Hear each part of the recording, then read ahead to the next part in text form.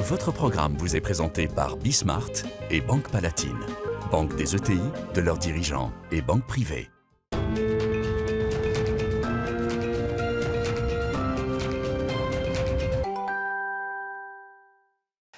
Salut à tous, c'est Bismart. On va repartir donc pour une heure de débat assez intense. De quoi est-ce qu'on va parler? Actualité sociale, pouvoir d'achat, salaire. Alors l'histoire de la grande sécu. On va essayer de ne pas y passer une heure parce que c'est passionnant. Mais vous allez voir ça, donc la grande sécu. Je ne sais pas si vous avez suivi ça. Et puis toujours autour des leçons de COP26, mais plus en matière. On veut discuter de ce que les entreprises peuvent faire, sont en train de faire, comment elles réfléchissent sur toutes ces histoires de décarbonation aujourd'hui. Allez, c'est parti, c'est Bismart. Votre programme vous est présenté par Bismart et Banque Palatine, banque des ETI, de leurs dirigeants et banque privée.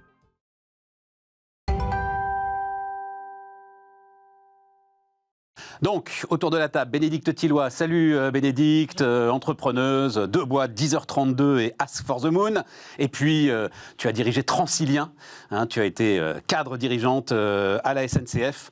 On va parler ensemble un petit peu de la façon Et je me demandais, quand tu vois revenir là, tu vois, t'allumes la radio, tu lis le journal, préavis de grève et tout, et tu te dis... C'est les deux à la fois. C'est plus pour moi. Ouais, je respire. C'est un peu les deux à la fois. T'as une petite nostalgie de Pas de ces la moments-là? nostalgie, mais j'ai de la proximité et de la solidarité avec les gens qui s'en occupent. Ça, c'est sûr. Et bon, du coup, tu vas nous raconter justement comment est-ce qu'on gère ces choses-là. Émeric Préaubert, salut Émeric. Bonjour. Fondateur Sycomore Asset Management, et Jean-Charles Simon. Salut Jean-Charles. Économiste et patron notamment de Statian, la statistique économique. Alors Jean-Charles, je le dis assez régulièrement quand il vient, c'est le maître étalon du libéralisme. Si vous êtes plus libéral que Jean-Charles, vous avez un problème. Enfin, il faut consulter. Et Jean-Charles est pour la nationalisation des mutuelles. Donc ça, il va falloir qu'on parle ensemble de la grande sécu. On va essayer de ne pas y passer une heure, mais ça m'a sidéré quand j'ai vu notamment, allez voir sur Twitter, parce que c'est presque un combat que tu mènes maintenant. Donc on va raconter tout ça. Tiens, est-ce qu'on peut commencer parce que si on commence pas avec ça, je vais oublier après d'en parler. Or, c'est le truc qui me fascine. L'histoire autour de Mt. Gox, je ne sais pas si tu as vu ça, Jean-Charles. Donc, je vous la fais très courte. Mt. Gox, première plateforme un peu significative de Bitcoin, c'était au Japon. Et Mt. Gox se fait siphonner ses Bitcoins, en fait. En février 2014, 24 000 utilisateurs qui ont tout perdu. Il y en a pour 350 millions d'euros. Donc, on est en 2014. 8 ans après, ne me demandez pas comment. Le Français d'ailleurs qui dirigeait Mt. Gox, il s'appelle Marc Karpelles, découvre ce qu'il appelle un portefeuille froid, c'est-à-dire au sein de toute son architecture, il y avait en fait un portefeuille de Bitcoin qui n'était pas relié au réseau, qui n'était pas relié au reste de l'entreprise et sur lequel il reste 200 000 Bitcoins. Il y en a pour 8 milliards d'euros. Et donc, ces utilisateurs qui se croyaient ruinés, 8 ans après, vont se partager 8 milliards d'euros. Et Marc Karpelles, d'ailleurs, il dit, moi, je ne prends rien, je n'ai droit à rien, je suis ravi, ils ont retrouvé leur pognon. Ce qui me fascine, et c'est à l'investisseur que je veux poser la question, et puis toi aussi, à la limite, Jean-Charles, personne n'aurait gardé ces bitcoins pendant 8 ans. Probablement pas. C'est ça le truc.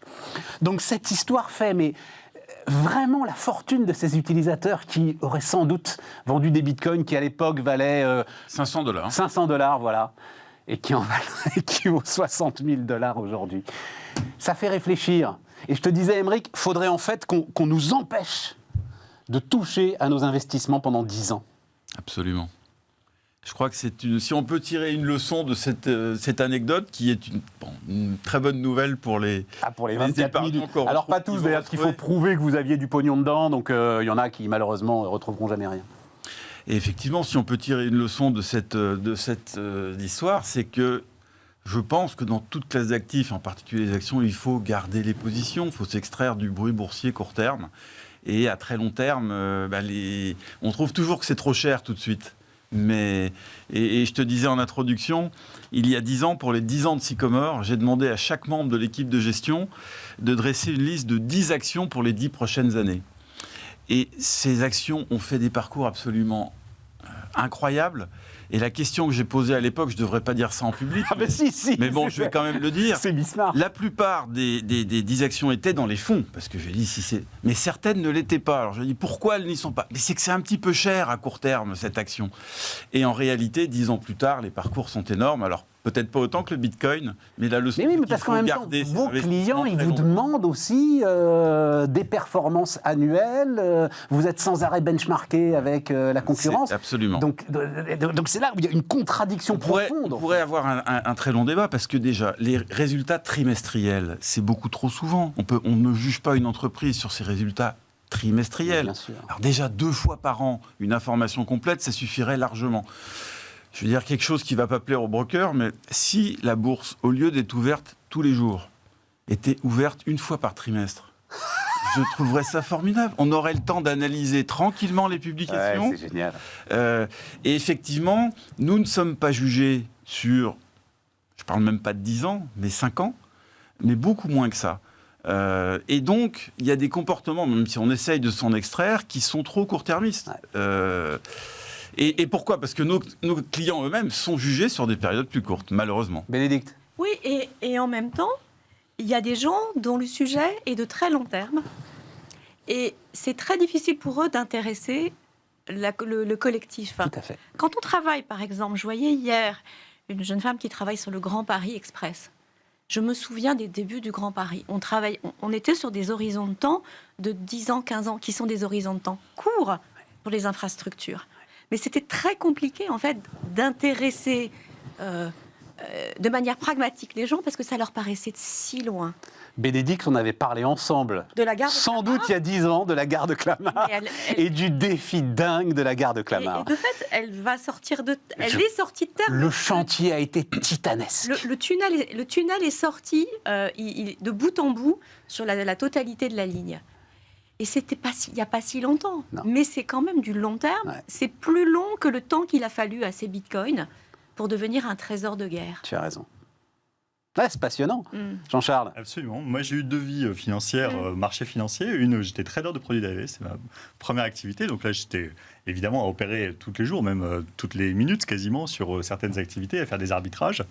Et c'était une activité qui avait sa rémunération. Et le trading pour compte propre pouvait être très rémunérateur à l'époque, dans les années 80, fin des années 90 et début des années 2000. Oui, on l'a un peu payé d'ailleurs. Et puis, collectivement, si alors, tu en fait, veux. le trading pour compte propre sur les marchés actions, objectivement, lui, il a pas posé de problème. Hein. C'est pas du tout lui qui a fait la crise de 2008. Mais je fais la parenthèse. Si, Jean-Charles, c'est le prop trading qui a fait la crise de 2008. C'est vraiment les dérivés obligataires. Et donc prop trading. Oui, mais c'était surtout parce que le marché immobilier était ce qu'il était et qui permettait cette utilisation. Mais je refais un parenthèse, parce que sinon on en a pour 1 heure. Et maintenant, je fais modestement, comparé à Sycomore, je fais de la location d'actifs, j'ai une petite qui s'appelle ETF Patrimoine, et je suis justement dans les préceptes de gens comme ultra célèbres, comme Warren Buffett ou John Bogle sur le thème. Il n'y a rien de mieux. Quasiment historiquement, hein, quand on regarde les choses, que du buy and hold, on achète, on conserve, et sur 10 ans. Et on ne fait jamais de market timing. On prend la catégorie d'actifs qui nous correspond en fonction de notre appétence au risque, de ce qu'on veut, et on la garde. Et sur les marchés actions, il y a, même sur 40 ans, quand tu regardes les choses, les meilleures performances de portefeuille peuvent être principalement, surtout pour les gens qui n'ont pas accès, parce que quand on voit un accès à des choses comme des hedge funds peuvent faire, ça peut être un petit peu différent. Il peut y avoir des arbitrages qui ont de la rationalité. Mais sinon, si le choix, c'est faire du stock picking ou c'est faire de la sélection et arbitrer le temps en fonction de l'un qui surperforme, sous-performe, c'est très souvent perdant. Et c'est bien mieux de prendre, alors là, je ne vais pas nécessairement plaider pour la gestion active, mais de prendre de l'indice et de le garder. Et d'avoir son rendement sur le long terme. Bon, enfin, en tout cas, c'est une sacrée belle histoire. Voilà. Bénédicte, alors, tu dis que tu es en phase avec ceux qui sont en train de... parce que... c'est un enjeu national quand même à chaque fois, hein, quand la pression monte à la SNCF. Et là, on se rend bien compte que, alors c'est pour ça que j'ai appelé ça vers un hiver de grève point d'interrogation, ce qui va se passer à la SNCF et la sortie de négociation va être évidemment regardé très très près par l'ensemble des entreprises de France. Oui, C'est d'ailleurs une des raisons pour lesquelles c'est si difficile d'engager des négociations au sein d'une entreprise comme la SNCF, c'est qu'en réalité, les décisions qu'on prend concernent beaucoup plus de monde que les personnes en fait qui sont en grève. Et d'ailleurs, c'est une des raisons pour lesquelles les organisations syndicales ont autant misé sur des éléments politiques au sein de la SNCF. C'est qu'elles font levier. En fait, elles pratiquent l'allocation stratégique des ressources. Avec peu de moyens, elles les construisent là où les effets de levier sont les plus importants. Excellent. Bon. Excellent. Donc, effectivement, quand on entend parler d'un conflit social, on peut être inquiet. Maintenant, j'ai regardé, en fait, puisque je savais qu'on en parlerait aujourd'hui, quels ont été les taux de mobilisation. En fait, ils sont relativement faibles. Mais ils sont toujours relativement faibles. Comme tu dis, c'est de l'allocation de ressources, c'est un effet de levier. Ça a très peu mobilisé au sein de la SNCF. Et ça, y compris très peu mobilisé sur les personnels qui sont habituellement très fournisseurs de grévistes. Bon. Donc, moi, avec le recul, après, les choses ont peut-être changé depuis que j'en suis partie. Ce que j'analyse, c'est que ce n'est pas un conflit qui est annonciateur d'un hiver de grève. C'est un conflit, à mon avis, qui est relativement faible en mobilisation. Et sans doute est-il faible en mobilisation parce que l'entreprise a dû donner quelques gages avant que ça ne démarre sur le fait qu'elle était prête à regarder un certain nombre de choses. Ce qui est compliqué, c'est regarder quoi ? Parce que regarder le sujet de la SNCF, c'est le sujet de tous les salariés en France, c'est la question de est-ce que l'inflation va être pérenne, oui ou non, et pendant la période où on dépense beaucoup plus d'argent qu'on en dépensait, est-ce que les rentrées d'argent de chaque foyer vont être à la hauteur ? Donc c'est exactement le sujet des cheminots, comme c'est le sujet de tous les Français. Absolument. Bon. Et donc le risque, c'est d'avoir des mesures générales, en fait, qui embarquent une année, plusieurs années, et qui donnent le ton, alors qu'en fait, il faut répondre ponctuellement aux questions précises de la SNCF pour la SNCF, et que rien pour la SNCF. Et la vérité, c'est que c'est compliqué parce que pendant plusieurs années, je crois que c'est 6 ou 7 ans, il n'y a pas eu d'augmentation générale à la SNCF. Et pour des raisons qui étaient faciles à expliquer, c'était qu'il n'y avait pas d'inflation autour. Et à partir du moment où il y en a, c'est difficile de servir le même argument, puisque de fait, il y a une flambée potentielle des prix, en tout cas qui touche des rémunérations basses. Et ce que j'ai vu sortir, parce que je ne dirai rien qui n'ait pas été public, c'est que on s'est acheminé, me semble-t-il, vers une réponse ponctuelle, c'est-à-dire le fait de donner une sorte de prime de pouvoir d'achat payée à la fin d'année. Et ce qui est très intéressant, c'est que son montant est conditionné à la signature d'un accord. C'est-à-dire, ce qui est compliqué à la SNCF, c'est que les organisations syndicales mettent en place des mouvements de grève et elles sont très rétives à signer des accords. Et là, les réponses qui ont été apportées, si j'ai bien lu les communiqués qui ont été faits, c'est que si c'est signé, le montant de la prime sera supérieur au montant qu'il sera si ça n'est pas signé. Dit autrement, il n'y a pas 0 prime si ce n'est pas signé, mais le montant est plus important et donc il y a un enjeu pour les organisations syndicales et notamment les organisations syndicales contestataires à mettre leur signature au bas d'un parchemin, lequel parchemin va décider des rémunérations générales de la SNCF pour 2022. Super donc intéressant. je trouve que du point de vue de l'entrée en mêlée, puisqu'il s'agit de ça, et de la manière dont le jeu se déroule, c'est assez bien vu. Après, on verra, parce que on verra comment les organisations syndicales répondront, on verra... Oui, mais c'est intéressant, parce que cette histoire de prime, on la retrouve partout. Là. Il y a une... je ne sais pas, il va falloir trouver un mot, mais tout se règle à coup de prime, en fait. Parce que tout le monde est terrifié à l'idée d'être le premier à mettre le doigt dans la machine qui va emballer le système. Ouais, absolument. Donc, Aymeric. Je pense que ce qu'on vient d'entendre, effectivement, montre l'immense complexité des négociations salariales et plus largement sociales à la SNCF. Et c'est vrai que pendant 5 ans ou 6 ans, il n'y a pas eu d'augmentation générale. En revanche, il y a eu des primes qui étaient accordées à tous les salariés, donc sans condition de performance, et ces primes ont augmenté. Mais effectivement, c'est extrêmement complexe. Aujourd'hui, on entre dans une nouvelle phase, à mon avis, pour une raison très simple, c'est que pendant des années, il n'y avait pas d'inflation, ou quasiment pas d'inflation, et qu'aujourd'hui, alors je ne vais pas dire... On est à 2,6 sur un an, là. En octobre, c'est 2,6% sur un an, l'inflation. 2,6 sur un an, glissant. En juillet, on était à 1,5. Ouais. Donc on a une accélération très forte. Alors là, on ne parle pas, sans être trop technique, de la core inflation, on parle de l'inflation globale, donc qui tient compte de l'énergie et Absolument. de l'alimentaire. Mais je veux dire, l'énergie et l'alimentation, les gens doivent bien y faire face.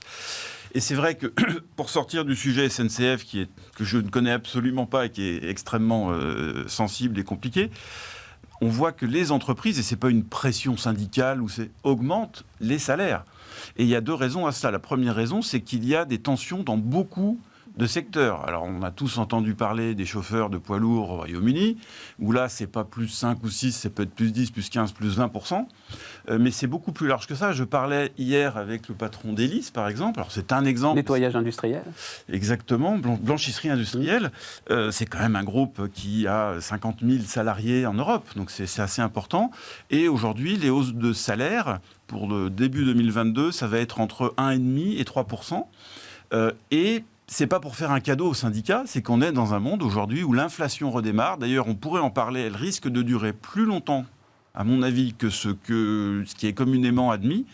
Et donc, l'ensemble des entreprises aujourd'hui sont en train d'accorder, de mettre en place des hausses de salaire, mais il y a parallèlement des hausses de prix, parce qu'on est dans un environnement... Mais on le disait sur la tension sur les recrutements, je le disais hier, moi ce chiffre me sidère. Hein. L'UMIH, donc hôtellerie-restauration, va démarrer la négo avec plus 9%. Enfin, toi qui en as mené, c'est un truc de dingue. C'est le démarrage de la négo.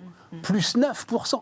Mais ça, En plus, dans un secteur un peu sinistré, si je ne me trompe pas. Oui, Ah bah, si tu veux, les chiffres de la DARES, mais là je parle sous le contrôle de Jean-Charles. Alors il faut attendre parce que une partie des restaurants a été fermée. C'est que 20% des travailleurs de l'hôtellerie-restauration n'étaient pas retournés bosser. 20% de ta force de travail qui se barre. Donc, et déjà, tu étais en tension. Donc voilà. Jean-Charles, comment est-ce que tu vois le truc ? Il y a pression sur les salaires. Oui, alors déjà, le moins il y aurait de négociations de branches, et encore pire de visée nationale, c'est-à-dire le moins on parle, ce que je trouve assez regrettable que ça vienne de responsables politiques ou même de responsables patronaux, il ne faut pas parler de hausse de salaire à discuter au niveau de la nation. Ce n'est pas le sujet. Chaque cas d'entreprise doit être vu complètement différemment. Il nous expliquait brillamment la situation de la SNCF. Chaque situation est différente. Et moi, je trouve dommageable qu'on engage la situation de l'hôtellerie-restauration par une négo de branche. Et je crois qu'il y a une 50aine de branches qui discutent en ce moment. Bah si, c'est légitime, la négo de branche. Bah non, je trouve pas. En fait, moi, je suis un adversaire des branches professionnelles. Même pour hôtellerie-restauration, là où tu te retrouves quand même avec des situations qui sont comparables absolument partout. Chaque situation est différente. Tu as des restaurants qui ont déjà des rémunérations beaucoup plus élevées que d'autres. Toute situation est différente. Les niveaux de départ ne sont pas les mêmes. Les conditions de travail ne sont pas les mêmes. Ce que disait très bien, par exemple, Alain Boer, qui a écrit un bouquin sur le monde de la restauration, sorti récente, il dit il y a des gens qui, justement, n'ont aucun problème à garder leur personnel parce qu'ils les traitent très bien, notamment en termes de temps de repos, parce que c'est une condition vraiment très importante dans ce métier-là. Vous avez des gens qui, bien sûr, oui. Eux, au contraire, abusent, et parfois, d'ailleurs, abusent très au-delà des dispositions légales. Hein. Il y a des gens qui ne les laissent pas du tout, les 2 jours de repos par semaine consécutifs. Donc, on a beaucoup de situations comme ça qui sont totalement différentes. Et j'aime pas la négo de branche, j'ai jamais aimé quand j'étais responsable du MEDEF, parce que c'est pour moi une forme de toise qu'on va faire. Alors, ça va satisfaire des gens, mais pas assez à des endroits où ça aurait dû être plus, et ça va être des coûts assez inattendus et parfois pénibles dans des endroits où, au contraire, et tu crois pas les marges sont faibles. Parce qu'on est sur des petites entreprises quand même, hein, très majoritairement dans le secteur. Tu crois pas qu'elles ont besoin d'être encadrées justement sur une négo salariale ? Le patron, même le patron de bistrot de quartier chez qui on va, il connaît super bien cette situation. Moi, j'en parle avec beaucoup d'entre eux. Il y en a qui sont en cata parce qu'ils ont du mal effectivement à trouver du monde. Bah, ça y est, ils ont changé les salaires qu'ils proposent. Ils ont changé les conditions qu'ils proposent. Et donc, je pense qu'en fait, les gens sont très habitués à ça. Quand vous discutez avec, pareil, vos artisans dans des domaines comme la coiffure, c'est un domaine un peu comme l'hôtellerie-restauration, qui souffre beaucoup de garder les gens. C'est vrai. Pour plein de raisons. si on va dans le fond des raisons, je vais dire quelque chose d'absolument horrible, mais on retrouve le système social français. On trouve le fait qu'il y a des moments où c'est possible d'arbitrer de manière rationnelle travail, non-travail, alterné avec les dispositions du système social français. Ah bon, bah ça va. Non, je pensais, quand tu dis je vais dire quelque chose d'horrible, je pensais que c'était bien plus horrible. Non, mais que c'est ça. politiquement incorrect de dire, mais malgré tout, c'est vrai. Il y a des gens qui vous disent, des tas de patrons qui vont vous raconter ça. On m'a demandé une rupture conventionnelle. J'ai dit, ah bon, mais il y a un truc qui ne va pas. Il dit, non, juste, je prends quelques mois de chômage. Et je reviendrai parce que justement, il n'y a aucune tension, aucune difficulté à retrouver un job dans plein de métiers aujourd'hui. La position des responsables politiques. Parce que, alors, il y a deux choses qui m'intéressent là, où je voulais votre avis. Donc, globalement, ça fait depuis la rentrée, et parfaitement légitimement, qu'on ne parle que de pouvoir d'achat, de difficultés de recrutement, etc. Et tout. Et pourtant, la gauche est au tapis. Et moi, ça me surprend. Enfin, voilà, heureusement qu'elle est au tapis. Non, c'est pas la gauche de porter ces combats-là. C'est un combat de tout le monde. Historiquement, c'est la gauche qui porte ces combats-là. En tout cas, je trouve que, moi, je suis d'accord avec Jean-Charles sur le fait qu'il faut éviter les mesures générales, parce qu'on a clairement des populations dont on a vu qu'elles étaient en première ligne et que la rémunération qu'elles obtenaient n'était pas en rapport avec la valeur sociale qu'elles peuvent avoir. Et donc, si on veut corriger ça, il faut surtout avoir le droit de corriger dans certains domaines sans embarquer les autres. Parce que sinon, finalement, le risque d'embarquer d'autres populations ou d'autres métiers en négociant avec eux leur interdit en fait d'accéder à des rémunérations plus élevées, si tout se tient. Donc moi, je pense qu'on a intérêt, au contraire, à faire jouer les logiques de marché sur ces questions. Et moi, je suis tout à fait... je n'ai pas de café-restaurant, mais si j'étais en charge d'un café-restaurant, mon sujet, ce serait de recruter, et j'essaierais de trouver, finalement, le contrat de travail le plus intéressant pour eux, y compris, d'ailleurs, en regardant pas que la rémunération, mais les conditions de travail. Oui, mais je suis sorti de ce métier... Et j'ai une négociation de branche qui permet d'envoyer un signal très fort et que tout le monde va entendre. J'allume la radio, je fais bim, l'hôtellerie-restauration, les salaires augmentent de 12% partout. Bon, tu crées un effet de souffle quand même, il se passe quelque chose. Je crois pas, enfin évidemment, c'est toujours plus attractif que s'il n'y a rien, mais je pense que ce qui compte, c'est la discussion vraiment directe entre l'employeur et le salarié. Et il y a quelque chose qui est très intéressant, et d'ailleurs Bénédicte le disait pour la SNCF, c'est qu'en fait, qui est quand même a priori pas le lieu le plus évident du monde pour ça, c'est qu'en fait il y a très peu aujourd'hui de tensions sociales, de grève. On est sur une situation dans le privé, en tout cas, très claire, où il n'y a pas de mouvement, et dans le public, on est plutôt dans une période de basse tension, on va dire, par rapport à d'autres périodes. C'est-à-dire qu'on n'est pas dans des moments où on se retrouve avec des tas de protestations massives et des entreprises qui ont des difficultés à éviter la grève. On n'est pas dans des situations... Mais tu l'as documenté, ça parce que... Oui, enfin, absolument. Là, il y a des statistiques sur les jours de grève dans l'économie. On est dans une période de basse eau. Donc on n'est pas pour l'instant dans la situation, et je pense pourquoi on n'y est pas, parce que les gens répondent à ça. Moi je connais des gens dans le secteur de service, cette fois on va dire pas du tout les mêmes publics, des cadres ou des choses comme ça, ou tout ce que j'ai comme bruit côté Syntec par exemple, c'est que les salaires ils montent, les salaires d'embauche, il y a les difficultés de recrutement, tout les salaires d'embauche ils montent, et les salaires des switchers, les gens qui changent de job, parce qu'il y en a beaucoup aussi qui se disent c'est le bon moment, parce que justement il y a des offres, on recrute plutôt à tour de bras, et c'est génial, formidable. Moi, pour le coup, j'adore quand les salaires montent. Jean-Charles, mais d'accord, mais il y a quelque chose qui est assez frappant, c'est que les secteurs dans lesquels les salaires augmentent le plus sont les secteurs quasiment, je simplifie un petit peu, les moins syndiqués, dans lesquels il y a le moins de revendications salariales ou d'organisation de la négo. Parce que le fond du problème, tout le monde est d'accord pour dire qu'on souhaite augmenter les salaires. On avait eu un débat il y a quelques semaines au sujet des enseignants. Et tu disais un petit peu... Ah oui, mais ça c'est mon combat. Non, mais un petit peu, mais c'était amusant de dire Anne Hidalgo propose de doubler le salaire des enseignants, je suis pour. Mais tout le monde serait pour. Mais c'est pas amusant, je te laisse pas dire que c'est amusant, c'est mon combat et je le documente. Donc comme Jean-Charles avec la grande sécu. On est donc d'accord. Ouais. Tout le monde est d'accord pour dire que on veut la plus forte augmentation de salaire possible.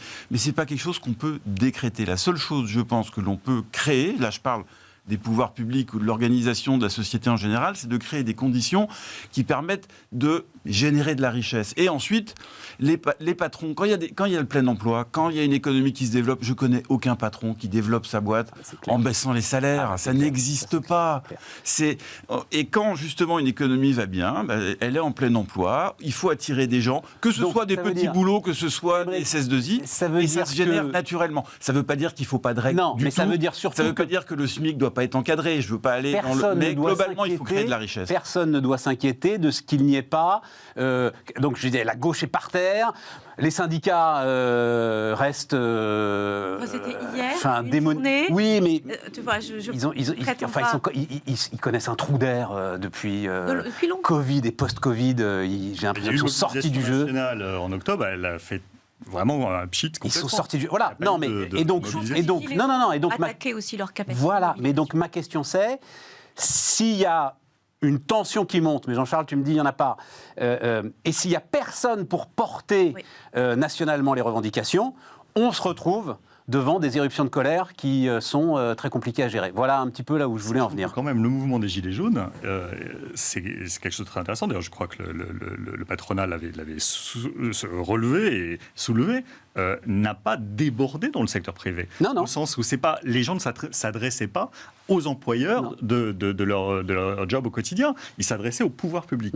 Et puis, ils s'adressaient au pouvoir public pour, à mon sens, plein de raisons autres que le pouvoir d'achat. Mais toujours est-il qu'en tout cas, ça n'a pas débordé sur le fait on fait la grève parce que c'est insupportable. Non, je pense que les gens voient bien que quand il y a des marches, quand ça progresse, l'employeur, il se démène et il essaie de faire en sorte, effectivement, de dire ça chauffe, je vous en mets plus dans la machine, et c'est très bien comme ça. Et moi, je trouve formidable quand je vois sur LinkedIn, par exemple, tous les employeurs se trémousser devant les jeunes diplômés, et ça, je trouve ça formidable. Ça veut dire qu'on est bien dans le moment où le marché de l'emploi fonctionne super bien et où, justement, il y a un pouvoir côté salarié, côté offre de travail, et c'est très très bien ainsi. Juste un mot, et puis ensuite on marquera une pause et puis on parlera développement durable et grande sécu. J'aime bien l'histoire de Royal Dutch Shell, donc qui n'est plus Royal Dutch. Donc rapidement, vous avez peut-être vu ça, Shell se barre en fait à Londres, quitte les Pays-Bas, essentiellement pour une raison de taxe sur les dividendes que Mark Rutte, le Premier ministre néerlandais, est obligé en fait de mettre en place, alors qu'il n'avait pas envie de la mettre en place, mais il est dans une situation politique fragile. Et donc Shell s'en va. Unilever l'année dernière avait fait la même chose. Et donc le Singapour sur Tamise, là, le petit paradis fiscal que nous promettait David Cameron, il va peut-être falloir commencer à y faire attention. Aymeric, tu as eu le temps de regarder ça ? Oui, j'ai regardé ça parce que c'est une entreprise emblématique. Alors il y a la version officielle qui est de dire c'est pour simplifier les structures. Bon, on a bien compris. On a compris. Ensuite, il y a la raison qui est quand même plus sérieuse, qui est effectivement parce qu'il y avait une double cotation, un double siège. Les dividendes versés en Hollande sont assujettis à une fiscalité de 15%. Donc ça crée un déséquilibre. Ça, c'est la raison essentielle. Et puis, il y a une autre raison, et ça nous mène probablement au sujet suivant, c'est qu'un tribunal de La Haye a imposé, et là, en tant que citoyen, je trouve que c'est très bien, mais il faut que ça s'impose à tous les acteurs, a imposé des objectifs assez... 45% de réduction des émissions de CO2 pour une compagnie pétrolière, c'est chaud. Et c'est très compliqué, c'est probablement trop court. Je ne défends pas l'industrie pétrolière, je dis qu'il faut regarder les choses de manière réaliste. Et donc il y a cet ensemble de raisons qui ont fait que maintenant ça s'appelle Shell, le siège est à Londres, le comité exécutif va à Londres, donc c'est complètement l'inverse du Brexit. Je terminerai juste en disant, les Néerlandais crient, hurlent à la trahison, etc. Ça fait quand même des années que ce pays est à la pointe du combat et de la concurrence fiscale en Europe, propose une fiscalité ultra avantageuse aux très hauts revenus pour justement attirer des sièges sociaux en Hollande. Il y a également un droit du travail qui parfois est un droit des sociétés favorables, donc on ne va pas plaindre les Néerlandais sur ce coup-là. L'alliance Renault-Nissan est immatriculée aux Pays-Bas. Ce qui est plus impressionnant. Il y a beaucoup de NV. Non, mais attends, ce qui est beaucoup plus impressionnant, c'est Stellantis. Oui. Parce que là, tu as quand même Peugeot dans Stellantis, et donc tu as quand même un actionnariat d'État. Et l'État lui-même, en fait, a autorisé l'immatriculation de Stellantis aux Pays-Bas, et donc de la défiscalisation. Donc, effectivement. Et effectivement, on c'est les prix qu'ils croyaient prendre, quoi. Hein, on le voit avec l'arroseur arrosé. des grands groupes spécialistes des meilleurs schémas fiscaux comme Uber, par exemple, qui ont, quand vous prenez un Uber, vous êtes facturé par Uber BV aux Pays-Bas. Absolument. Et pas, Airbus est aux Pays-Bas voilà. aussi. Et donc, on a ce phénomène-là. Moi, ce que ça m'inspire quand même, c'est que quand on fait les débats sur la flat tax, le PFU français, etc., et que les gens disent mais tout ça c'est que des cadeaux, ça sert à rien, etc., l'attractivité ça compte. Ouais. Et qu'on peut avoir effectivement différents arguments. Moi, je pense qu'il n'y a pas que la fiscalité. Je ne suis pas un monomaniaque de la fiscalité. Il n'y a pas que, faut pas s'aligner sur le plus bas pour tout, parce qu'il y a d'autres choses, les infrastructures, plein de trucs, ok. Mais ça compte. Et en attractivité, ça compte. Et donc, on ne peut pas se permettre d'avoir des fiscalités sur les dividendes comme celles qu'on a eues dans le quinquennat précédent, qui ont fait d'ailleurs chuter les dividendes et fait en sorte qu'on ait eu un vrai effet d'affaire de baisse de recettes fiscales. Donc, on doit être raisonnable. Je ne dis pas qu'il faut être le mieux disant, parce qu'il y a des choses qui sont tout à fait compétitif sans être le mieux disant, mais il faut y faire très attention. Et donc, on ne peut pas balayer d'un revers de main l'idée qu'il n'y a aucun problème d'attractivité des sièges, des richesses entre les pays qui sont même dans l'Union européenne. Typiquement un sujet, alors ça peut faire un petit peu vœu pieux, mais un sujet qui doit être traité au niveau supranational pour qu'il y ait un consensus. On n'y est pas aujourd'hui. D'une fiscalité minimum, on pourrait parler des taxes sur les transactions financières. Tous ces sujets sont des vrais sujets et on ne peut pas avoir raison tout seul. Il faut qu'il y ait une coopération idéalement, enfin déjà européenne, idéalement mondiale, mais bon là c'est quasiment impossible. Mais en tout cas, c'est quelque chose vers lequel on doit tendre. Bénédicte. Moi, je ne suis pas compétente pour vous êtes bien plus compétent que moi sur les sujets fiscaux. Moi, ce qui m'a beaucoup intéressé, c'est le fait qu'ils aient été condamnés par le tribunal du pays, des Pays-Bas sur les questions climatiques. Et je me suis dit que si c'était la raison pour laquelle ils bougeaient... Je ne suis pas sûr. C'est parce que visiblement la plainte continue, quoi. Oui, bon, voilà. Mais en tout cas, ce que je vais dire est terrible, hein, mais pardon pour la punchline, mais je me disais que ça faisait des entreprises des réfugiés climatiques à l'envers. Et je trouve que c'est intéressant de voir c'est intéressant de voir qu'à cette échelle-là, on est capable d'avoir des effets de cette nature-là. C'est-à-dire qu'on est rentré, j'anticipe sur le débat qu'on va avoir sur la COP26, mais si on est rentré dans un monde où ces questions-là ont un impact sur l'allocation des ressources à ce niveau-là des boîtes, je pense que enfin les sujets sont sur la table. Yes. Et ça, je trouve que c'est intéressant pour cette raison-là. Mais alors, effectivement, c'est une des raisons après, parce que Shell s'est expliqué avec beaucoup de transparence, et notamment ils ont dit que ça va faciliter les rachats d'actions, voilà, et énormément de transparence. Ouais. Ils en ont plus rien à foutre, je pense, en fait, l'histoire. C'est-à-dire, compagnie pétrolière aujourd'hui, si vous n'êtes pas dans la transition que fait Total... c'est fini en matière d'image de marque. Ouais, voilà, c'est ça. Voilà, c'est ça. Donc, autant aller chercher les actionnaires qui voudront bien rester. Du côté des Brexiteurs, en tout cas, c'était un des grands arguments. L'argument de Singapour sur Tamis, pour évoquer ce ton-là, il était un des arguments. Et je pense que dans l'industrie financière, on n'est pas au bout de nos surprises en la matière. On marque une pause, on se retrouve dans un instant. Votre programme vous est présenté par Bismart et Banque Palatine, banque des ETI, de leurs dirigeants et banque privée.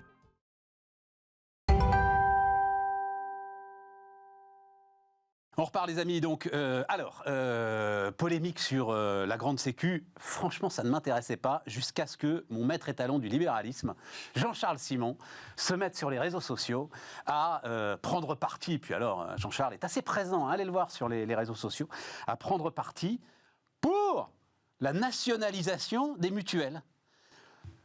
Et là, les bras m'en tombent, Jean-Charles. Vas-y, tu peux... Mais alors, je ne veux pas qu'on y passe, parce que c'est très structuré, je ne veux pas qu'on y passe trop de temps, mais qu'est-ce qui t'amène finalement à aller dans le camp de l'Union soviétique? Mais il y a parfois pire que l'État. C'est des acteurs en concurrence pour faire quelque chose qui ressemble à la collecte d'un prélèvement obligatoire. Et en fait, on est exactement dans cette situation. Et c'est ce que j'ai créé. J'ai commencé par une tribune dans les Échos sur le sujet, en disant, en fait, moi je suis évidemment un amoureux de la concurrence, que je trouve être une vertu absolument cardinale et fondamentale d'une économie de marché. D'ailleurs, souvent, je trouve qu'elle n'est pas assez bien défendue, justement. On laisse trop se faire des abus de marché. Le sujet... est là complètement détourné d'une concurrence qui apporte une valeur ajoutée, puisqu'en fait, la complémentaire santé est devenue quelque chose qui est imposé dans les entreprises. Donc la loi a imposé à chaque employeur de mettre en place une couverture collective. 96% des Français ont une complémentaire. Le législateur, Voilà. depuis 30 ans, n'a fait que encadrer de plus en plus ces complémentaires santé. C'est-à-dire qu'ils doivent être ce qu'on appelle des contrats solidaires, sans questionnaire de santé. Ils doivent être des contrats responsables, c'est-à-dire qu'on fixe des planchers et des plafonds de rémunération. Et maintenant, il y a le 100% santé, c'est-à-dire qu'en plus, ils doivent proposer des paniers avec reste à charge zéro. Tout ça, pour une situation où, dans votre vie quotidienne, quand vous faites une dépense de santé, vous allez avoir pour le même acte, c'est-à-dire une consultation chez le médecin, un achat de médicaments, vous allez avoir 2 payeurs. C'est-à-dire quelqu'un qui va rembourser un premier bout, et puis sur le même acte, qui va recevoir d'ailleurs de ce premier payeur des documents lui disant quel était cet acte et qui lui va rembourser un second bout. Et donc tout ça est assez absurde et conduit à des frais de gestion qui nous placent les plus mauvais derrière les Américains. C'est pour dire qu'en santé, c'est compliqué la concurrence et ça peut être vu comme quelque chose qui marche pas très bien. On est les champions des frais de gestion du système de santé quand on regarde par rapport en pourcentage de la dépense de santé. Donc, C'est 7 à 8 milliards d'euros les frais de gestion des complémentaires. Alors exactement. C'est ça, Aujourd'hui, en fait, les courbes viennent de se croiser depuis 2018. C'est-à-dire pour la première fois en 2018, les mutuelles ont des frais de gestion qui sont supérieurs à ceux de l'assurance maladie, alors qu'ils remboursent 6 fois moins en montant que l'assurance maladie. Le chiffre que tu as donné est même sidérant. Sur 10 ans, hausse des frais de gestion des complémentaires. Donc on parle Institut de prévoyance, mutuelle et assureurs, plus 46%, recul de 5% pour l'assurance maladie sur la même période. Exactement. Dingue. Exactement. Alors pendant la même période, les volumes ont augmenté, mais on voit bien que la Sécu, elle a ses économies de gestion au fil du temps par économie d'échelle et par rationalisation, parce qu'il y a de plus en plus de télétransmission et de choses comme ça. Mais les mutuelles, elles payent de plus en plus cher, non pas parce qu'elles sont mal gérées, mais parce qu'elles se battent pour attirer des clients. Frais Et marketing. c'est ça qui est absurde, c'est la concurrence pour collecter quelque chose qui est devenu totalement standardisé et obligatoire n'a plus de sens. Et c'est là où on se retrouve dans une situation qui, pour moi, est absurde. On a la même, d'ailleurs, même en pire sur les complémentaires retraites, avec les caisses Agirc-Arrco. C'est encore plus absurde, parce que là, à la virgule près, c'est exactement la même chose, et c'est un prélèvement obligatoire. Ça va d'ailleurs basculer en recouvrement à l'URSSAF. C'est aussi ce que le recouvrement par l'URSSAF, c'est aussi ce qu'on avait fait pour Pôle emploi, où avant, il y avait toutes les caisses ACEDIC, et maintenant, on n'a plus qu'un seul recouvreur, qui est l'URSSAF. Ça a du sens dans ces actes qui sont des actes totalement techniques, c'est-à-dire on prélève une cotisation et on renvoie des montants. On ne fait rien d'autre que ça. Ça a un sens que celui qui est le premier payeur change juste le montant qu'il rembourse et rembourse les deux d'un coup. Et là, effectivement, le montant à gagner, c'est probablement dans les 8 milliards. Pourquoi ? Parce que, en fait, les mutuelles, elles dépensent énormément en intermédiaires, en marketing, etc. Bien sûr, et donc, si vous voulez sponsoriser des équipes de cyclisme ou des voiliers sur le dos des frais de santé, qui sont quelque chose qui est une commodité sociale, ça n'a pas de sens. Et en plus, le système, il est inéquitable. Deuxième point, donc il est inefficace et il est inéquitable. Et inéquitable en santé, je pense que ça compte quand même, parce qu'on va tous un jour être retraités, ou les gens qui nous écoutent peuvent l'être déjà, et ils ont bien vu la différence, c'est qu'on passe d'un contrat collectif pris en charge par l'employeur au moins à 50%, et en plus qui est sorti des assiettes des cotisations sociales et des impôts. Donc quelque chose qui est assez indolore et qu'on ne voit pas trop. Puis en plus, on est mutualisé entre actifs d'une même entreprise, donc on est plutôt des petits risques, si je puis dire. C'est-à-dire qu'on est des gens plutôt en bonne santé, en moyenne, dans un contrat collectif. Et puis, boum, vous partez à la retraite, et là, qu'est-ce qui vous arrive ? Là, vous n'avez plus aucun contrat, donc il faut aller chercher une complémentaire sur le marché, et là, vous êtes tarifé à l'âge, sur un contrat individuel. Et donc, les populations qui sont les plus fragiles, c'est-à-dire celles qui sont au-dessus du mécanisme gratuit, qui s'appelle la complémentaire santé solidarité, qui s'appelait la CMU avant, et qui ont juste, par exemple, quelqu'un qui a 1100 euros de retraite, qui a 75 ans, sa complémentaire santé, tout juste correcte, elle va être lui facturée 2000 euros, quasiment 2 mois de pension. C'est absolument énorme. Donc on a démutualisé des populations alors qu'on aurait dû au contraire les rapprocher pour faire un tarif moyen qui soit préférable pour tout le monde et sur toute la vie. Il y a un moment où vous êtes sur quelque chose qui va rester stable au cours de la vie. Jean-Charles, c'est assez... La concurrence est une vertu cardinale, mais où est la concurrence ? Concurrence, ça veut dire transparence, pouvoir comparer les offres, pouvoir avoir accès. Exactement. Je ne connais pas le sujet grande sécu du tout mais comme vous. Ça suppose d'avoir un marché qui se développe. C'est hyper... c'est pas transparent du tout. C'est complètement opaque, les prix, les remboursements, et personne n'y comprend rien. Mais je trouve, non, tu as raison, Bénédicte. En plus, c'est sur un marché fermé, quoi. Ça me rappelle. T'as 96% des gens, donc ça y est, on est au bout. C'est comme les télécoms, finalement. Exactement. Ouais. J'allais exactement utiliser. Mais quand on a ouvert le marché des télécoms, c'était au moment de l'arrivée du numérique. Ça avait beaucoup de sens. Dans le même temps, on avait dit d'ailleurs, on fera la même chose pour les transports ferroviaires, alors que les infrastructures étaient limitées. Donc en fait, quand on commence à ouvrir à la concurrence un univers qui est fermé, en fait, on crée exactement ce qu'a décrit Jean-Charles. C'est des batailles de marketing pour essayer de gagner des parts de marché et il n'y a pas de création de richesse, en fait. Il n'y a pas de création de richesse et encore une fois, on est sur une offre qui est tout à fait sauf pour les standardisée. marketeurs qu'on aime bien. Non, mais effectivement, là-dedans, vous avez des courtiers et des agents généraux qui gagnent très bien leur vie. Et des mecs sur des voiliers quand même, parce que voilà, ils sont ravis et on est ravis aussi de les regarder. Mais je crois que ce n'est pas l'objet de la santé, qu'en plus la santé, c'est quelque chose de particulier. D'ailleurs, à peu près partout. Il ne faut pas raisonner uniquement économiquement. Voilà, exactement. On ne peut pas, parce que sinon, j'ai des amis libéraux qui me disent mais pourquoi tu n'es pas pour la concurrence ouverte des caisses au premier euro? Par exemple, effectivement, la Suisse et les Pays-Bas ont un modèle dans lequel il n'y a qu'un payeur. Donc déjà, c'est bien mieux que le nôtre, il n'y a qu'un seul payeur, mais effectivement, c'est une caisse privée que vous choisissez librement et puis qui va gérer le système. D'ailleurs, ça leur coûte plutôt assez cher par rapport à des pays qui ont un seul acteur public. Mais c'est quelque chose qui n'est pas envisageable en France. Voilà, mais bien sûr, soyons réalistes. On n'y arrivera pas, on ne va pas supprimer l'assurance maladie en France. Donc, à partir du moment où on ne la supprime pas, eh bien, le plus rationnel, c'est d'aller vers ce scénario d'unification. Magnifique. Et une rationalisation toute simple. Mais non, moi, ce que j'adore... De la part de Jean-Charles, ça s'entend, ça s'écoute. C'est bien, hein? Non, c'est bien. Et puis moi, c'est positivement déstabilisant. Ce que j'adore, c'est donc les réactions de la Fédération française de l'assurance. Je regardais ça, mais que va devenir la médecine libérale si jamais il n'y a plus les complémentaires santé? Enfin, médecine libérale, enfin d'abord elle n'a de libéral que le nom parce qu'elle aussi elle est totalement encadrée, etc. Et puis elle est encadrée effectivement dans des tarifs qui sont discutés. Et elle-même elle se bat contre des mutuelles qui veulent les enfermer justement dans des réseaux de soins. Exactement.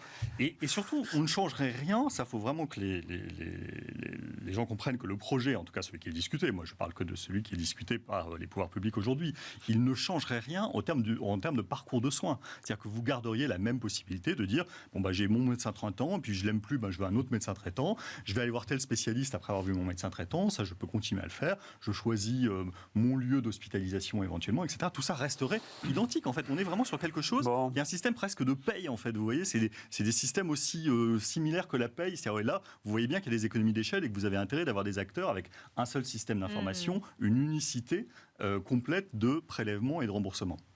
J'adore. Et le fait de montrer que la Sécu a été plus efficace que les mutuelles, je trouve que c'est aussi intéressant. C'est-à-dire ça renvoie au service public de la valeur quand même. Parce que souvent, il est de bon ton de critiquer la bureaucratie, etc. Je trouve intéressant que ces chiffres aient été publiés par Jean-Charles. Parce que, ils viennent de la Cour des comptes. Moi, je ne fais que reprendre des données tout à fait officielles. Ça a passé combien de temps à la SNCF, Bénédicte? 27 ans. Tu veux dire que ça m'a complètement... Je crois que tu as développé un gène, en fait. Oui, mais en même temps... de défense du secteur public. Mais j'en suis sortie pour aller dans l'univers qui est probablement le plus différent de lui. Bien sûr. Et ce qui me permet de voir les avantages et les inconvénients de chacun d'entre eux. Et il y a quand même des métiers qui ont une valeur qui ne peuvent être exercés que par le service public. Je continue à le défendre. Et la question de la santé, je trouve que c'est un sujet très intéressant. Enfin, bon, j'espère qu'on en parlera. Je ne sais pas si on en parle encore, là. Non, pas encore. Non, non. C'était bien, là. Non, d'accord. C'était bien. D'accord. C'était bien. Non. Puis quand on pense contre soi-même, c'est toujours formidable. Alors, justement, on va t'inviter à penser contre toi-même. Jamais d'esprit de système. C'est Philippe Séguin qui m'a dit ça quand j'ai été directeur des études du RPR, avec qui j'avais des relations. Tu as été directeur des études du RPR. Absolument. Et j'avais d'excellentes relations avec... Il a été directeur général du MEDEF aussi, Jean-Charles. C'est pour ça qu'il connaît une masse de trucs absolument dingues. Philippe Séguin était le président du RPR. J'étais, a priori, totalement orthogonal à ses idées. Et j'étais beaucoup plus proche du secrétaire général qui s'appelait Nicolas Sarkozy. Mais Philippe Séguin m'avait dit un jour, et j'ai gardé cette phrase en tête, qu'il faut toujours se méfier de l'esprit de système. Et qu'il faut savoir, avoir une distance par rapport à des choses qui, effectivement, ne doivent pas être des réflexes pavloviens. Donc là, je vois plein de gens qui me tombent dessus sur le thème. Tu trahis le libéralisme parce que tu es pour la nationalisation. Je les appelle les libéraux de concours, moi. Je les adore. Communistes. Mais prenez un peu de recul, les amis. Vous verrez que quand on parle que de gestion de flux financiers, regardez les impôts. Les impôts français sont un bon service, par exemple. Ils gèrent bien. Vous l'avez vu avec le prélèvement à la source. C'est quelque chose où on a une certaine efficacité dans certains services et qui doit être reconnu. Et donc, dès lors qu'il fonctionne bien et qu'en avoir qu'un au lieu de deux, c'est beaucoup plus simple et ça fait gagner de l'argent, pense que la conclusion s'impose. Ça ne veut pas dire que tout doit être Absolument. traité à l'aune de la rentabilité. Non, Et comme le dit Bénédicte, il y a des sujets sur lesquels l'intervention publique, elle est non seulement nécessaire, mais plus efficace. Et ça me paraît une évidence. Et c'est pas être antilibéral que dire ça. Ne rentrons puis, pas par dans ce ailleurs- combat de chapelle. C'est la phrase c'est la phrase de Erwan Lenohan qui vient nous voir régulièrement. Si tu organises un débat entre deux libéraux, tu es à peu près sûr d'avoir 3 points de vue. Voilà. C'est juste. Voilà. Un mot là-dessus encore, tu voulais, Bénédicte? Non, Parce qu'après, on n'a plus de temps pour ta COP26, Non, mais les je entreprises, disais, les écologies, je trouve très bien les petites fleurs. qu'on puisse avoir des pensées singulières et qu'on ne soit pas assigné à des camps qu'on est censé représenter. Exactement. Et je ne suis pas libérale et je suis ravie. Enfin, je ne sais pas si je le suis ou je ne le suis pas. Je ne me définis pas comme ça. Je suis ravie d'entendre Jean-Charles défendre cette cause. Voilà. Oui, mais alors il faudrait qu'à ton tour, tu défendes des causes d'ultralibéralisme pour qu'on soit, tu vois, Par pour qu'on aille au exemple, bout je suis du. tout à fait prête à le faire. concept. On verra. Bon, Moment je vais venu. t'en trouver une pour la prochaine fois. Je vais t'en trouver une pour la prochaine fois. Leçon de la COP26, mais alors on va aller sur les entreprises. Parce que, en l'occurrence, Émeric, donc Sycomore Asset Management est sans doute. Alors peut-être il y en a eu un autre, etc. En tout cas, moi, c'est le premier que j'ai connu. Il y avait Nicole Notta qui avait monté Vigeo et son agence de notation ISR, à laquelle je ne comprenais pas grand-chose. Je vais être très très clair. Et en fait, c'est la rencontre, je veux lui rendre hommage, avec Léa Dunant-Châtelet, qui était à l'époque chez Sycomore Asset Management, qui a monté, c'était peut-être il y a 10 ans, Émeric. À peu près 10 ans. Voilà. 10 ans, oui. Une première grille d'analyse des sociétés au regard de ces critères ESG, ultra détaillés. Enfin, je ne sais plus combien il y avait de critères, mais il y en avait plusieurs dizaines, peut-être même plusieurs centaines. Et j'ai enfin compris l'impact du truc. Sachant que les critères ESG chez Sycomore, ils n'ont pas 10 ans. Ils ont été implémentés dès la création de Sycomore. On vient Voilà, de fêter c'est ça. nos 20 ans. Et c'est vrai que ce que tu décris, c'est une systématisation, une meilleure organisation de ces critères. Une structuration à poser au bois. qui n'est À pas l'époque, terminée je me d'ailleurs. souviens, Mais on Léa a commencé dès le départ. Léa racontait, décrochait son téléphone. C'est un exemple que je donne très régulièrement. Combien vous utilisez de litres d'eau dans votre processus de production ? Le gars qui était Investor Relations tombait des nues, quoi. Mais enfin, où est le problème ? Je vais vous parler de mon EBIT, moi. Où est le problème avec les litres d'eau ? Non, moi je veux avoir les litres d'eau. Voilà. Et elle me disait il y a 10 ans, Fiat dépense 3 fois plus de litres d'eau dans son processus de production que BMW. Fiat a fait faillite. Voilà. Donc, est-ce que l'évolution et comment est-ce que je vais te poser la question ? L'épée que la finance petit à petit met dans le dos des entreprises fait bouger les lignes aujourd'hui, à ton avis, Émeric ? Alors c'est un sujet qui est vraiment, évidemment, extrêmement important et très complexe. Je dirais que je vais commencer par le côté positif. Le côté positif, c'est qu'aujourd'hui, et il y a eu un basculement finalement assez récent. Moi, je trouve que les choses se sont vraiment accélérées depuis 2 ans, 2-3 ans. Aujourd'hui, il y a un consensus absolu sur la nécessité de faire de l'ISR. Il n'y a plus de débat là-dessus. Et donc ça, c'est bien, parce que l'état d'esprit a changé. Maintenant, je ne pense pas être quelqu'un de trop naïf, il y a beaucoup d'opportunisme dans cette posture. Parce que c'est à la mode de parler d'ISR, de ESG, et aujourd'hui, si une société de gestion, pour parler du secteur que je connais, dit le ESG, je m'en fous, elle n'a plus de clients. Donc ce qui compte, c'est la réalité des choses. Et sur ce second sujet, je vais être un peu brutal, mais on n'a quasiment rien fait. Quand je dis on, c'est globalement les entreprises. Les entreprises, alors il y a eu des progrès sur la gouvernance, sur la féminisation des COMEX ou des boards. Il y a beaucoup de chemin encore à accomplir, mais il y a eu des progrès. Mais je prends l'exemple du climat, qui est quand même un sujet central. On va parler du carbone, central, absolument. On pourra en parler des heures. Je vais dire une chose très simple. Les entreprises, et ça c'est très très dommage, les entreprises qui se saisissent le plus de l'enjeu climat sont celles qui contribuent le moins au réchauffement climatique. Ouais. Quand on est Capgemini, une agence de pub, ou L'Oréal, qui sont des entreprises formidables, c'est pas compliqué de dire je serai net zéro dans 20 ans. Parce qu'on n'émet pas de carbone. Donc ce sont les acteurs qui ne sont pas partie du problème, qui essaient d'apporter la solution. On marche sur la tête. Le problème, il vient d'où? On le sait tous, c'est les pétroliers, c'est les fabricants d'énergie, c'est les cimentiers, c'est les fabricants d'acier, c'est l'industrie lourde. Alors pour le coup, les cimentiers là, s'y mettent très très fort, là, alors, vraiment. Alors, je tiens à leur rendre hommage, là. Je pense qu'il J'ai faut lu être des trucs optimiste. puissants, là. Je pense qu'il faut être optimiste. Je Ouais. pense que des mouvements très puissants sont en train de se mettre en Exactement. place. L'exemple de Total, c'est tout sauf du greenwashing. Exactement. C'est des investissements réels, calibrés, quantifiés dans des nouvelles technologies ou pas d'ailleurs, mais de l'énergie renouvelable. Le ciment, c'est en train de bouger, mais on en est très loin. Donc ça, c'est le premier point. Dans les esprits de la mutation, enfin, le chemin est fait. Pour les actes, on est au tout début du chemin. Et je terminerai en disant, je suis assez agacé de voir, parce que ce sont des sujets, comme tu le rappelais, qu'on n'a pas découvert il y a 1 an ou 2, ça fait depuis 20 ans qu'on s'y intéresse. Je suis assez agacé de voir que beaucoup d'entreprises donnent des objectifs 2050, mais rien de concret en 2025. Donc 2050, c'est pas très compliqué. Et d'ailleurs, je fais l'analogie avec l'aspect financier, parce que je rappelle quand même, que nous, on investit dans des sociétés qui gagnent de l'argent. On fait pas ça pour... on veut sauver la planète, mais c'est pas nous qui avons la sauver. On veut un modèle économique viable.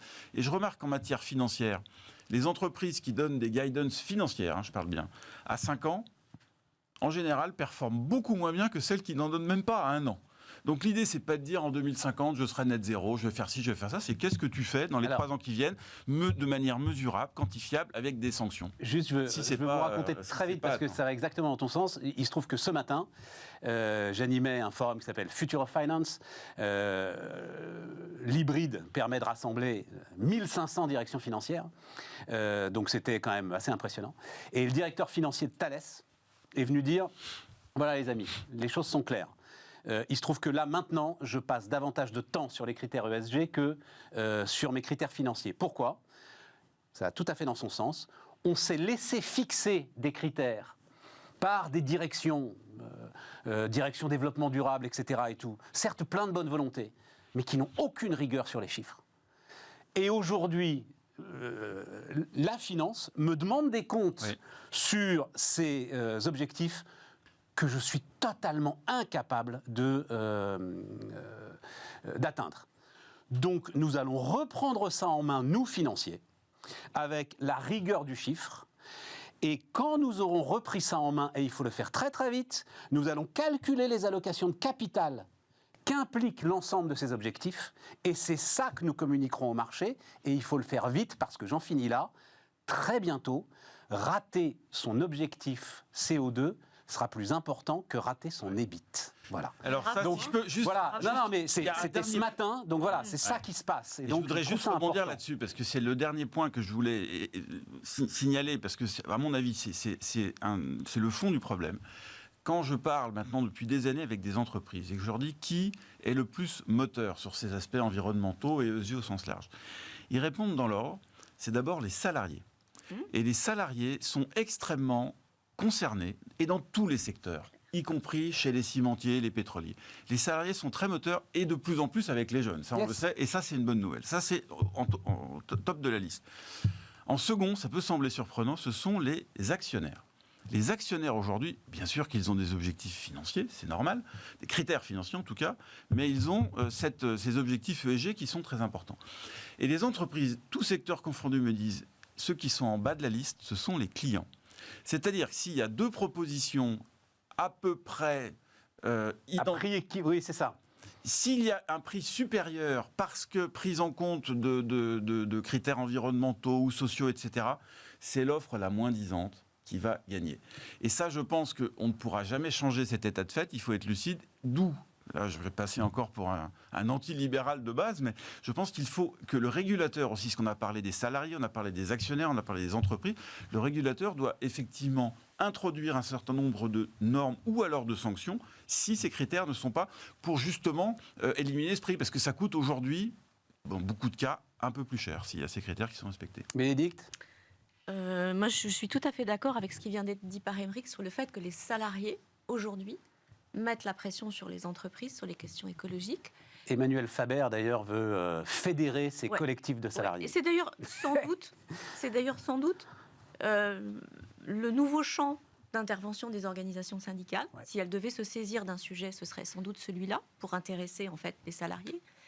Et la question, c'est qu'aujourd'hui, tous les salariés, et particulièrement les jeunes générations, sont sur la question du sens. Mais le sens, c'est pas uniquement avoir une boîte qui a une ambition, c'est avoir une boîte qui est capable de donner une ambition et de faire le lien entre le travail quotidien de chacun et l'ambition qui a été fixée. Et du coup, ça suppose en fait d'embarquer, et c'est pour ça très bien ce que tu viens de dire à propos de Thalès, je trouve ça a beaucoup de valeur, c'est-à-dire c'est pouvoir avoir des objectifs mesurables à court terme, Absolument. parce que le seul moyen de rater une transformation, c'est de repousser l'échéance et d'augmenter l'ambition. Absolument. Bon. Et donc c'est l'inverse qu'il faut faire, c'est-à-dire avoir du pragmatisme, donner une ambition qui est grande, mais avoir une première étape, effectivement, qu'on soit capable, en fait, qui est déjà un pas en avant et qui permet surtout de se dire on a progressé, on est capable de le faire. C'est en fait les enseignements des startups. Hein. C'est comme ça qu'elles travaillent par rapport à des grands groupes éventuellement un peu en retard sur les sujets de transformation.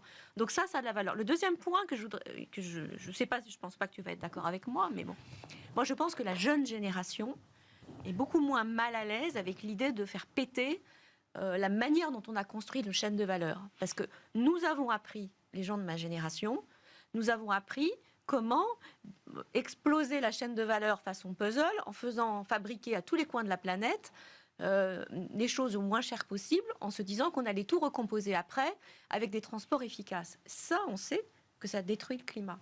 Et pour recomposer des chaînes de valeur nouvelles, moi je pense que ça suppose que la jeune génération nous aide à réfléchir. Oui, Tu n'es pas d'accord avec ça? Non, c'est pas que je suis pas d'accord. Non, je suis d'accord. La crise logistique va t'y aider.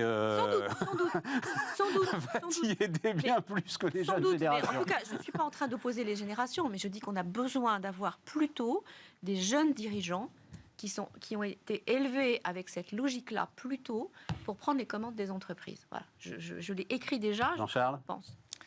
Bon, je vais être contre-courant cette fois de tout ce qui s'est dit. Tout ça, tout cet univers-là, et des gens qui, pour le coup, et plein de gens qui en vivent aussi, qui les agences de notation, les conseillers en investissement. Il y en a maintenant à l'appel, vous ne trouvez pas un moment, un gars qui ne vous fait pas une offre pour vous mettre au niveau, ou faire votre communication environnementale, etc. Tout ça, c'est venu par... Enfin, c'est un côté artificiel, c'est venu par la pression de la régulation. C'est la régulation qui a contraint à du reporting. D'abord, on a fait faire des rapports développement durable, de présenter des choses. Ensuite, c'est la régulation qui est venue sur les investisseurs finaux qui ont des contraintes qu'ils se mettent et qui, du coup, ont besoin de savoir dans quoi ils investissent précisément et font ces choix d'investissement. Et tout ça est la grande machine qui s'emballe autour de, en faire toujours plus... avec une course, ce que tu dis sur Thalès, pour moi, est presque effrayant. C'est-à-dire ça devient effectivement un temps, et je l'ai vu dans certains groupes où j'ai pu travailler, ça devient une prise de temps, de mesures, de simple reporting qui est absolument délirant. Et dans tout appel d'offres aujourd'hui, quasiment, tu vas te retrouver avec c'est quoi ta note en matière de gouvernance, d'environnement, etc. Et donc, on le voit dans les appels d'offres, dans la vie quotidienne des boîtes. Mais heureusement, Jean-Charles, enfin, bon Dieu, parce qu'il nous reste que 2 minutes, donc je te bouscule un peu. C'est ça qui va faire bouger les choses quand même, et rien d'autre. Et c'est ça qui va faire bouger les choses. Mais bien Nos boîtes sûr. sont déjà, pour la plupart, les plus vertueuses par rapport à leur domaine. Les cimentiers, moi, il y a 15 ans, je travaillais avec Bertrand Collomb, il était président de la FEB, j'étais directeur, et il était donc pionnier dans le truc. Il faisait les choses, mais il les faisait parce qu'ils avaient une alternative, ils avaient des possibilités de modifier leur cycle de production et de faire. Qu'est-ce qu'on va faire? Moi, je pense qu'on va tomber à un moment sur un mur double qui est le mur de la physique et le mur des prix. C'est que les gens vont se retrouver avec un problème, c'est j'ai encore un véhicule thermique, comment je l'alimente? J'ai pas assez d'électricité, comment je la produis? Oui, mais on est loin de ce mur, Jean-Charles. Il faut commencer aujourd'hui. Le véhicule thermique, ce mur, il existe. Je ne dis pas qu'on va le sortir de Paris dans 2025, mais dans 15 ans, le véhicule thermique, il n'est plus là. Et il faudra qu'il soit remplacé par un autre. Il existe financièrement. Le mur, il existe aussi financièrement dans ce que les gens seront capables de mettre. Il y aura un problème. Mais ça, c'est le dividende carbone. C'est un autre sujet, d'une certaine manière. Que les signaux de marché, il n'y a pas besoin de de régulation. Regarde ce que vaut Rivian en bourse uniquement parce qu'elle promet. Mais ça, c'est d'avoir autre chose. Ça, un c'est la segment de bulle marché. boursière complètement Oui, mais débile sur des valeurs. Ça n'a rien à voir. Si, ça a à voir. Ça veut dire que de toute façon, le signal de je me positionne sur quelque chose de transformant est déjà très valorisé. Pas besoin de faire le reste. Et je dirais, Les bons vieux, si Total, non, attends, si Total investit sur 10 gigawatts par an de production d'énergie renouvelable. Parce que sinon ils vont mourir. Et sinon ils vont mourir, mais c'est bien parce que c'est l'épée de la régulation qui les oblige à switcher et à mettre toute leur puissance d'ingénierie et de finance au service de la décarbonation. Mais pas seulement, c'est parce que de toute façon, il y a un sujet de ressources pétrole qui existe. Et moi je peux dire qu'on va aller, je suis convaincu qu'on va aller très très loin, si c'est pas dans les pays développés. Mais les compagnies pétrolières américaines ne sont pas du tout dans cette logique-là. C'est l'inverse. C'est que si on ne fait rien, du pétrole à terme, il va exploser. Ils n'ont pas la pression artificielle que j'évoquais. Mais on parle d'entreprises qui sont déjà quasiment les plus vertueuses. D'un continent qui fait 8% des émissions mondiales de CO2 et qui de toute façon aurait beau les réduire de moitié, ça ne changerait strictement rien. Mais on parle pas de l'Europe, on parle du monde. Nos problèmes, si nous on le fait pas, avec les 13 millions de tonnes de charbon que produit la Chine aujourd'hui, chaque jour. À bientôt. Ouais, mais tu fais partie de la bande. Guys, c'est ça. C'est ça. Les filles, les gars, voilà. On se retrouve lundi, les amis, sur Bismart, et demain Aurélie Planex, évidemment.